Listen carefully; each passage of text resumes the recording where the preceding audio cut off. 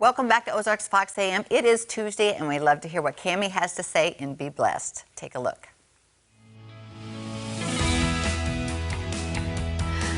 My good friends Kelly, Gretchen, and Christina are back today for some more coffee talk, and Christina actually brought a topic to the table today. Okay, so my friends and I, we love to talk about theology and things with the Bible, and we'll just sit around and sometimes debate and go back and forth, debate. And so I was asking them if they ever use scripture during prayer when they are praying for something or somebody, specifically if they're intercessing for a specific situation, and they were telling me that they do, and I was telling them that that's something that's a little newer to me. I've always prayed scripture, but to actually like pray long bouts of scripture is something that is new to me. My friend brought that up to me, my friend Ashley. She was like, we were talking about some family situations, and she was like, do you ever you know, go through Lamentations or Jeremiah over your Do you like friends? replace the person's name? Yes. Whoever you're praying Yes. for? Or put it in the scripture. Yes. Or I have them specifically in my mind as I'm reading it out loud. Yeah, that's what I've been doing. So do you guys do that often? Yes, definitely. I'd been talking to my husband recently about how we're teaching our children how to pray. Okay. And it's one of those things that you're like, well, it's really easy to pray. You just talk to God. And that's so true. But Jesus even modeled for us how to pray, because he knew that we need to see it, and that the more we're around that we become more powerful. And so I think especially what she was saying about finding actual scripture and praying it over people, there's so much power in those words. And so the power is what I was going to say, is that, I mean, the Bible actually says that it's a living, breathing word of God. Absolutely. And like, I can't even express how powerful that is. It's a double-edged sword. Like, it is, so, it pierces through whatever's holding someone in bondage or, you know, oppressing someone, and to put their name in there and pray the words that God breathed life into, how can you not have power from that? Absolutely. Praying those scriptures also over our children. It's interesting to see, you know, for years you pray for them as babies, and then as they grow up you see those prayers fulfilled. It's really amazing to watch.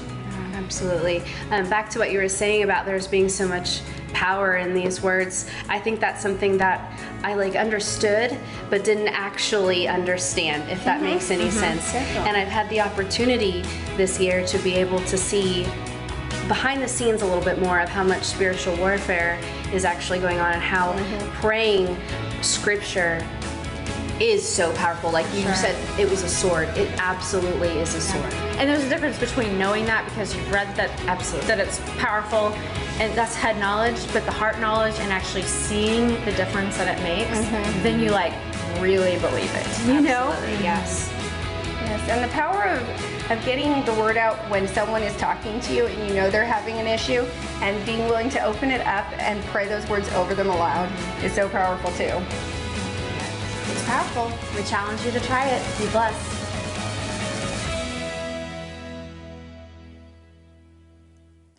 Have you ever tried that?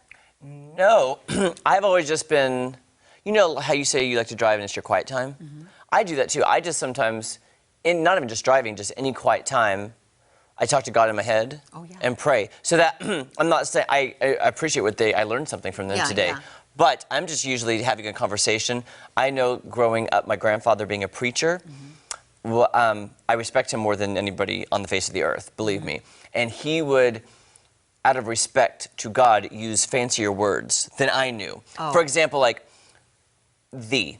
Like, we praise thee. I got you. You know what I'm saying? Like, more eloquent language as in respect to God. Kind of, he maybe preached from the King James, because he did. Oh, my grandfather's strict King James version, well, though. that's where he would get those. That's how they talked then. Yeah. And I kind of had these separate, I don't know, I feel comfortable talking to God, so I talk to him like a friend. Yes. because he knows my thoughts in my heart anyway. So I do, and I don't try to hide anything, you know, because that's silly. You can't. Because you can't, you know, so you can't outsmart God. So that's the thing. But the words of the Bible are so powerful. That's true. And it says to hide them in your heart. So meaning that you recognize them and you memorize them, and then you have them in your heart for when you need them. And that's powerful too. But as far as putting them together and using them as prayer, I really hadn't ever thought about doing that. I never have until this Be Blessed. Yeah. I didn't even know that was an option and or created that power. She's like putting the power behind the scripture. I'd kind of like to hear an example of that, honestly. You know, but I know that the words of the scripture do cut, it says deep, like between the marrow of the bone. It goes right in. And I'm trying to think of a scripture now that would fit maybe for prayer. Yeah, well, that's what I'm saying, and we'll have to maybe talk to Cammie about that, because I hadn't ever thought of putting them together, although I know a lot of scripture, and I think of it, and I think on it, and I use it to meditate on, but just not to put it into prayer. So. And I know a lot of people use scripture to help somebody in advice situations. Oh, absolutely. You know, like I know in that instance, you're like, well, in this, it says this, and that's supposed to help you go through whatever you're going through, whether it be on the top of the mountain or in the valley. Yeah, and it will help. It will. It will.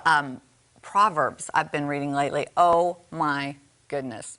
Just short, little to the point wisdom. Right. It's amazing.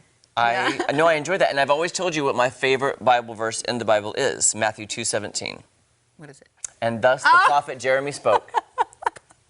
My name's in the Bible, y'all. Yeah, it is. I grew up and my family would always name kids Bible names, and I always thought, why did I get named Jeremy? That's not in the Bible. I didn't know it was in the Bible. Matthew 2:17, King James Version, and thus the prophet Jeremy spoke. Well, there you go. There's no verse with And Kelly in my it. mom said, I ain't never shut up since. That's funny. You've always been this way. I said, I've always been a talker. Well, we appreciate that from Cammie every week. All right.